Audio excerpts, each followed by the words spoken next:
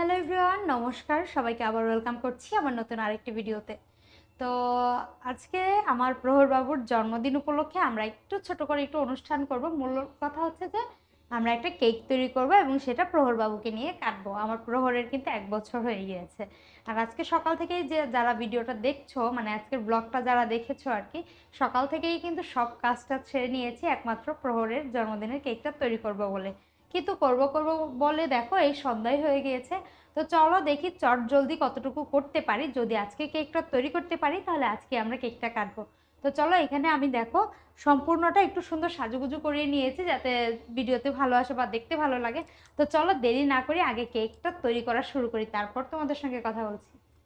তো এখানে দেখো আমি কিন্তু সব কিছু রেডি করে নিয়ে এসেছি। আর একটা কথা তোমাদের সঙ্গে শেয়ার করি, আমি কিন্তু প্রফেশনালভাবে কেক কোথাও থেকে শিখিনি। আমি ইউটিউব দেখে যেটুকু পারি সেটুকুই করছি।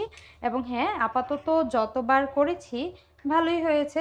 আর যেহেতু ভালোই হচ্ছে তাই ভাবলাম যে নিজের ছেলের জন্মদিন উপলক্ষে যে কেকটা তৈরি করব সেটা নিজের হাতেই তৈরি করি, এর মধ্যে একটা আলাদা শান্তি আছে, তাই না? তো এই জন্যই আমি চিন্তা করেছি যে প্রহরের জন্মদিনের কেকটা আমি নিজেই তৈরি করব। আর এদিকে পূর্ণ বলছে যে যাতে জন্মদিনের কেকটা গাড়ির ডিজাইনের করি আর কি। তো দেখি, চেষ্টা করব, আশা করি মানে আমি পারবো মনে হয়, তো তাই ভাবলাম যে করি। আর এছাড়াও পূর্ণর যে জন্মদিন ছিল, পূর্ণর জন্মদিনেও কিন্তু কেকটা আমিই তৈরি করেছিলাম। যারা যারা দেখেছো ভিডিও তারা অবশ্যই জানো। তো এই জন্যই করা আর কি। আর আমি যেখানে থাকি সেটা অনেকটাই গ্রাম, তো সেই ক্ষেত্রে এদিকে ওইরকমভাবে ভালো মানের কেক পাওয়া যায় না।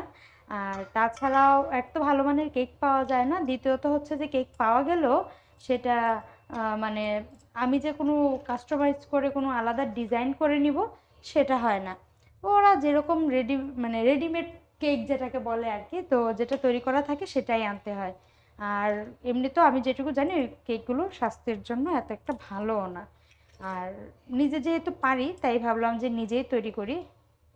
তো চলো তোমাদের সঙ্গে শেয়ারও করব কিভাবে তৈরি করছি।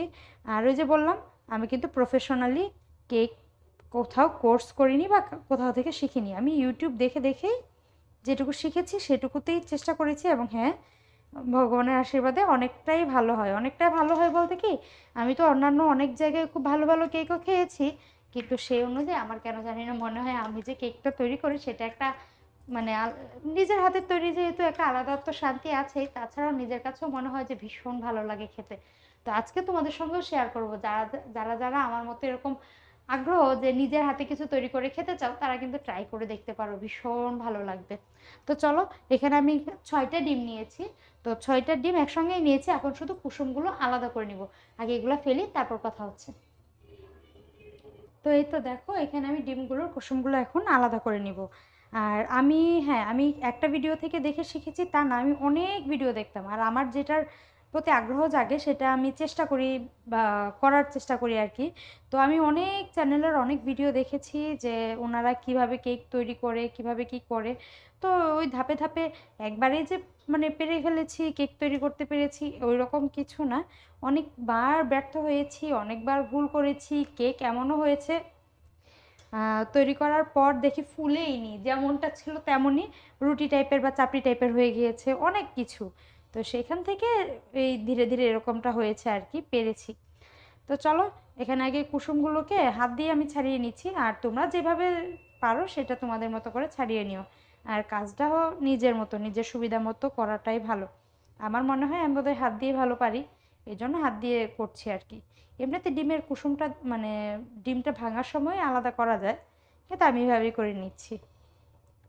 তো এই দেখো, আমার কিন্তু 6টা ডিমের কুসুম আমি এখানে আলাদা করে রেখে দিয়েছি। এবার এটার মধ্যে একটু লবণ দিব, দাঁড়াও লবণটা নিয়ে নিই। এবার এটার মধ্যে আমি কিছুটা লবণ দিয়ে দিলাম।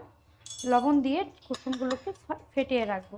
আর হ্যাঁ, একটা বিষয় কি জানো তো, ইউটিউবে নানান রকম রেসিপি পাবে তোমরা, কিন্তু প্রত্যেকটা রেসিপি যে ভালো তা কিন্তু না।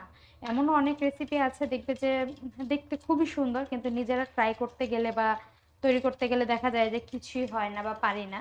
কিন্তু আবার এরকমও অনেক চ্যানেল আছে যেখানে রেসিপিগুলো এত সুন্দর এবং নিখুঁতভাবে টিপস সহ বলে দেয়, যাতে করে বাসায় যখন তৈরি করা হয় দেখবে খুব সুন্দর হয় এবং নিজেরাও মানে পারি আর কি।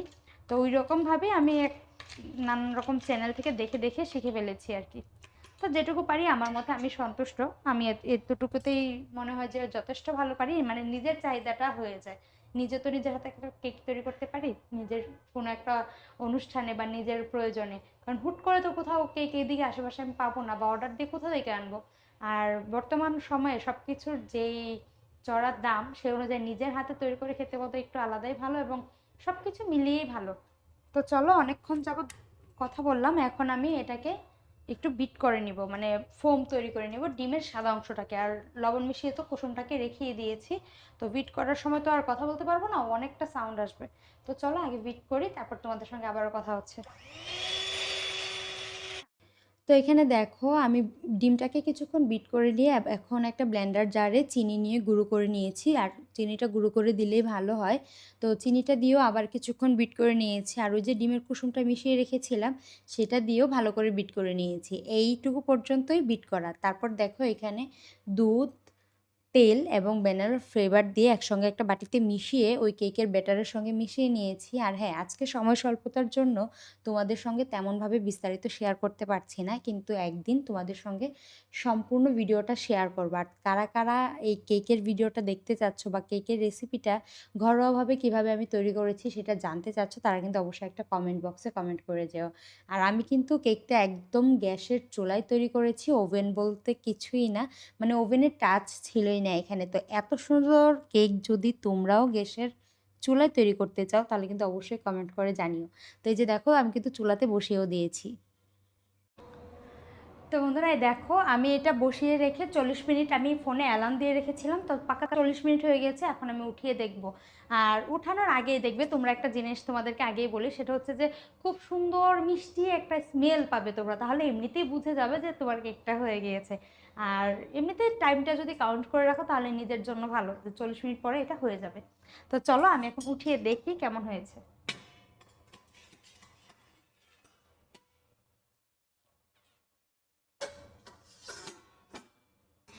তো দেখতেই পাচ্ছ পাক্কা 40 মিনিটে আমার এই কেকটা কিন্তু এই পর্যায়ে চলে এসেছে, একদম সুন্দর, মানে স্পঞ্জি কেক যেটাকে বলে ঠিক ওই রকমই।